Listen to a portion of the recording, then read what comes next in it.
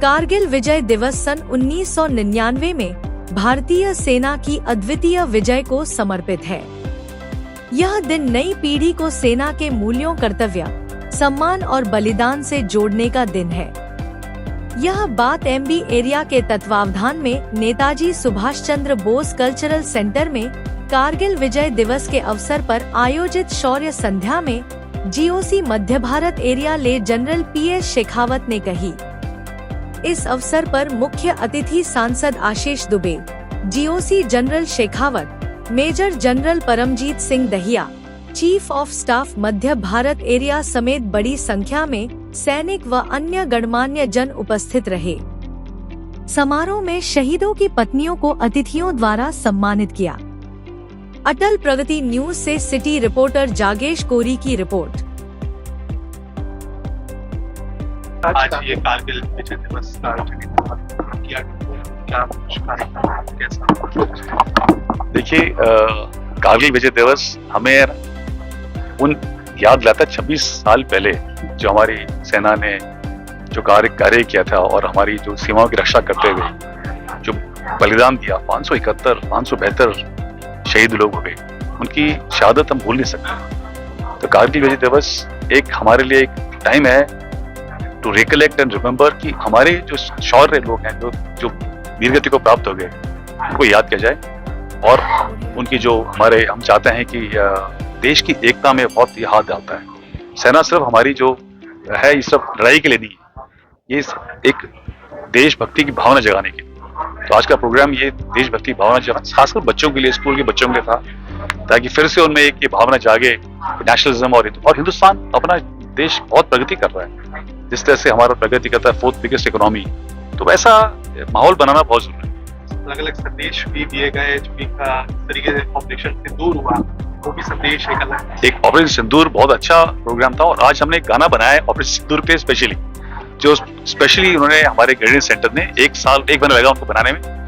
तो वो याद दिलाता है कि देखिए, जहां तक मेरा सवाल है, मेरा तो ये कहना है, आर्मी का ऑफिसर हूं मैं, कि युद्ध परमानेंट चीज है, war is a permanent constant, वो तो होगी। आप महाभारत से देखिए, आप देखिए हमने वर्ल्ड वॉर किए, हमने 40 लड़ाई की, 65 की लड़ाई, 71 की लड़ाई, तो क्या युद्ध से समाप्त हो गया?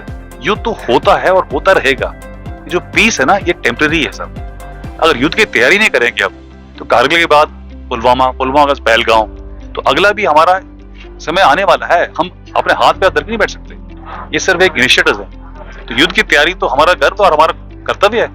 और मेरा अगर बल चले, मैं तो आज अगर मौसम लगे तो मैं तो युद्ध के लिए तैयार होता हूँ हमेशा। तो इसके लिए एक हमेशा है सेना की जो ताकत है वो युद्ध को न लड़ने में दे, लेकिन देश की ताकत तो हमारे साथ मिलकर करें, तो युद्ध के लिए तैयार होना बहुत जरूरी है। सर, ये जो फिर से एक बार लास्ट विजय दिवस मनाते चले आ रहे हैं। जैसा कि मैंने अभी कार्यक्रम में भी कहा कि हमारे लिए उत्सव का क्षण तो है ही, निश्चित रूप से हम उत्सव के रूप में इसको मनाते हैं, लेकिन भावुकता के क्षण भी इसमें जुड़े होते हैं कि हमारे कितने 527 हमारे सैनिक इसमें शहीद हुए, अधिकारी शहीद हुए।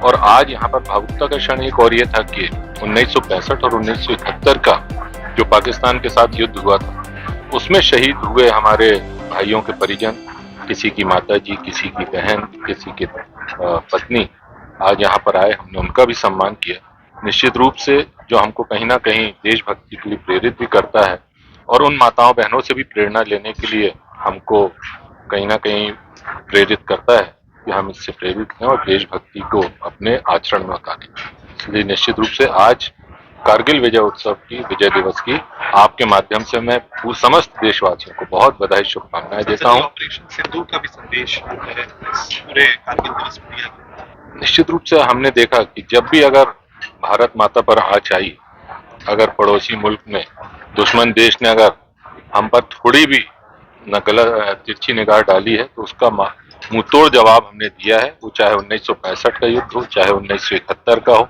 चाहे 1999 का कारगिल हो।